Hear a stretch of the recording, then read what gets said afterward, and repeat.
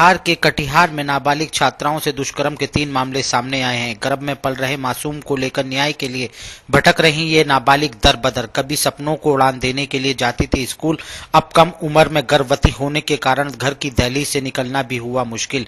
विभिन्न थाना क्षेत्रों की ये नाबालिग बिन ब्याही मां न्याय के दरवाजे पर इंसाफ के लिए दस्तक दे रही हैं। ये वो पीड़ित छात्राएं जो कभी बड़े अरमानों से पढ़ाई के लिए जाती थी स्कूल, ये सोचकर के पढ़ूंगी तो कुछ बनूंगी। इनके अरमानों को गांव के ही वैश्यों ने गला घोट डाला। रंजना जो कभी स्कूल जाया करती थी, उसके गांव के मंगल ने उसे प्यार और फिर शादी का प्रलोभन देकर दुष्कर्म करता रहा। रंजना को जब गर्भवती होने का एहसास हुआ, मंडल अपने वादे से मुकर गया। परिजनों और पीड़ितों की शिकायत पर अहमदाबाद थाने में मामला दर्ज हुआ, जहां आरोपी ने उसके साथ हुए दुष्कर्म की कीमत तय कर रखा है। वहीं इंसाफ के इंतजार में अब रंजना गर्भ में पल रहे मासूम को जन्म देने वाली है और इसी उम्मीद में न्याय की चौखट का चक्कर लगा रही है। हम केस करे सर, वहाँ पर अहमदाबाद थाना पर आवेदन लिखा कर दे दिए। तो सर इतना 8 तारीख को केस किए और केस करने के बाद थाना वाला लड़का लोग को अरेस्ट नहीं कर रहा है। कुछ भी होगा तो हम रिस्क ले लेंगे, आपसे शादी करें, यही बोलकर सर हमको धोखा दिया। अब कर रहा है सर, क्या कुछ पैसे थाने वाला को कह रहा है कि हमारा पापा को बोल रहा है, थाना वाला को, लड़का वाला पार्टी बोलता है थाना वाला को जाकर कि 2-3 लाख टका ले लेगा, किसी जगह लड़की को शादी करा देगा। हाँ वही सर, हमसे कौन शादी करेगा? थाना वाला बोलता है कुछ पैसा ले लीजिए। हम सर गर्भवती है सर, किसी एक बच्चे की माँ बनने वाली है, बिन बिहाई माँ बन गए। इंसाफ चाहिए हमको। रंजना कुमारी। इसके साथ बलात्कार किया है, प्रलोभन दे करके, शादी का प्रलोभन दे करके। बोला कि ठीक है, ऐसा करो, हमसे तुम प्यार करो और प्रेम करो, हम तुमको उठा लेंगे। 4 महीना गुजरने के बाद इसको जो है बोला कि ठीक है रहने दीजिए, जो गर्भवती रह गया। ऐसे करते करते टार बना करते करते इतना दिन बिता दिया। उसके बाद हम थाना में जाकर के आवेदन दिए। थाना में आज 1 महीना 1 दिन हो गया, अभी तक जो है कोई बात नहीं हो रहा। 9 महीना गुजर गया। अब आवेदन जो दिए थे ना, 8 महीना लिखाए थे। ये वो दूसरी छात्रा भी अहमदाबाद थाना क्षेत्र के, जहां स्कूल के हेडमास्टर का भतीजा वसीम ने स्कूल में ही छुट्टी के पश्चात लगातार रुखसार के साथ दुष्कर्म करता रहा। अब रुखसार गर्भवती है और आरोपी फरार है। रुखसार भी दुष्कर्म के बाद गर्भ को जन्म देने वाली है। हमको रोका, रुको तुमसे काम में हम रुक गए। रोका के जब सब चले गए, हमसे रूम में घुसा के ऐसे घर में करने लगे। और उसके बाद हम स्कूल में गए। 5 बार ऐसे कई बार किया, फिर हम स्कूल नहीं गए, जाने छोड़ दिए, स्कूल जाने छोड़ दिए। तो बोला कि भाग की हम कहीं बोले कि हमको जब प्रेगनेंट रहा बोले कि चलिए भाग की शादी करें। बोले कि भाग की शादी नहीं करेंगे, हम तुमसे अब शादी नहीं करेंगे। बोले अब शादी नहीं किया, बोले शादी नहीं करेंगे। टीचर को बताइए, स्कूल के टीचर कोई नहीं था। इसका भाई बोला कि आज ये करना है, जब कर लो कुछ नहीं होगा। धमकी दे रहा, जान से मार देंगे, कर देंगे, हमला कर देंगे, डकैती कर देंगे, मैं तो केस उठा लो, ऐसे ही बोला। उसी में उसका भाई स्कूल के टीचर है, हेडमास्टर है। फिर उसको बोले तो 17 तारीख को केस किया, तो पुलिस कुछ नहीं कर रहा है, रोज रोज धमकी दे रहा है उसका भाई।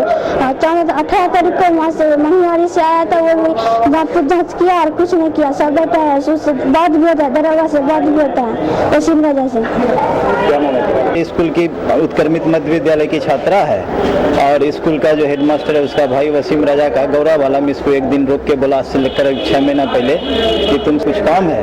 और इसी दौरान पहली बार इसके साथ जोर जबरदस्ती बलात्कार किया। उसके बाद शादी का प्रलोभन देके इसके साथ कई बार शारीरिक संबंध बनाया है। और ये लड़की जब 4 महीना की पेट से, तब बोलता है कि हम तुमसे शादी नहीं करेंगे, ना उसका परिवार कराने के लिए राजी है। तो हम लोग 17 तारीख को FIR दर्ज करवाए हैं। 18 तारीख को मनिहारी SDPO जांच किए हैं सर, लेकिन जांच में भी वो कुछ नहीं बोले हैं। अपराधी लोग उनसे मिले हुए हैं और हमको शक है कि वो केस किसी तरह खत्म करवाने के चक्कर में, और अपराधी लोग बार बार धमकी दे रहे हैं कि केस उठा लो और न गोली मार देंगे, अपहरण का केस करवा देंगे, डकैती करवा देंगे, आग लगवा देंगे। इस तरह से रोज रोज धमकी दिया जा रहा है। ये लड़की तकरीबन 16 साल की है। उत्क्रमित मध्य विद्यालय पहाड़पुर के परिसर में, विद्यालय परिसर में। मैं अभी ये स्कूल नहीं जा रही है, हादसे के बाद से स्कूल नहीं जा रही है। सबसे सर बड़ी सवाल है कि अब इसको प्रेगनेंसी, अब इससे कोई शादी वादी करे तो करे कहीं तो करेगा नहीं, इसलिए शर्म से घर से बाहर नहीं जा पा रही है। चाहते हैं कि जो बलात्कारी है उनको सख्त से सख्त सजा मिले और इन लड़की के साथ सर इंसाफ हो। ये वो तीसरी पीड़िता छात्रा है जिसे गांव के ही राहुल ने हथियार के बल पर दुष्कर्म किया। सिलसिला लगातार हुआ। जब वह स्कूल से घर वापस आई उसे भी वैसी राहुल ने शादी का प्रलोभन दिया था। जब राहुल को पीड़िता गुड्डी ने बताया कि वह गर्भवती है, राहुल गांव छोड़कर फरार हो चुका है। पीड़ित गुड्डी ने शर्मो लज्जा से अब पढ़ना बंद कर दिया है। वो हमको शादी का प्रलोभन देके घर में बच्चा हो गया। जब हम शादी बोल रहे हैं, अब स्कूल हम कैसे जाएंगे? उसको बोल रहे हैं शादी करने के लिए, वो नहीं करता है। हमको शादी का प्रलोभन देके ऐसा किया है। गले में चाकू लगा के बोला हम तुमसे शादी करेंगे। अब शादी करने नहीं चाहता है, अब बोलता है हम शादी नहीं करेंगे। अब स्कूल जा पाती हो? नहीं, हम अब स्कूल नहीं जाते हैं। हमको शर्म लगता है, इसी कारण से हम स्कूल नहीं जाते हैं। हमारे पेट में बच्चा है, हम कैसे स्कूल जाएंगे? शर्म से हम बाहर भी नहीं निकलते हैं, गांव में भी कहीं नहीं जाते हैं। अब हमसे कौन करेगा शादी? इंसाफ चाहिए हमको। क्या नाम है तुम्हारा? गुड्डी कुमारी, मोरसंडा, कौन थाना? हल्का। वो पकड़ी के छुरा मारे तैयार हो गए, बलात्कार कर लेके। तेरा बाद में कल के बोलिएगा तुमको जान से मारेंगे, और कि हम तुमसे शादी करेंगे। आप बोलता है कि हम शादी नहीं करेंगे। जब ऐसा हो गया कहता है शादी नहीं करेंगे। बच्चा है 12 साल का, फिर बच्चा पल गया है। पढ़ने वाली? हाँ, पढ़ने वाली, 6 क्लास में पढ़ने वाली। स्कूल किया जाएगी ऐसा जान से? हाँ, नहीं जाता है स्कूल, क्लास से नहीं जाता है। इनको इंसाफ चाहिए। राधा देवी, मोरसंडा।